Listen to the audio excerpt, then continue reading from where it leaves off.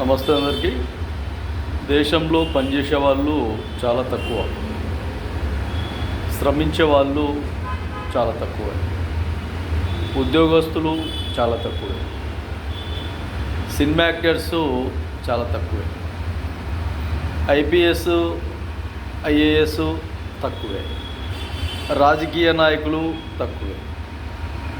చివరికి ఎవరున్నారు ఎక్కువ అంటే అనవసరంగా మాట్లాడుకుంటూ, అనవసర విషయాలలో జోక్యం చేసుకుంటూ, ఇంకొకరిని ఎగతాళి చేసుకుంటూ వాళ్ళ జీవితాలకు వాళ్ళ కొద్దీ వాళ్ళే భంగం చేసుకునే వ్యక్తులే ఎక్కువ.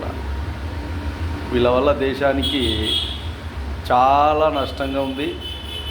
దేశం ప్రతిరోజు చాలా బాధపడుతూనే ఉంది. కన్నీళ్ళు కడగండ్లతో అటుపక్క ఇటుపక్క కన్నీళ్ళు రాలుతుంటే తుడుచుకుంటూనే ఉంది.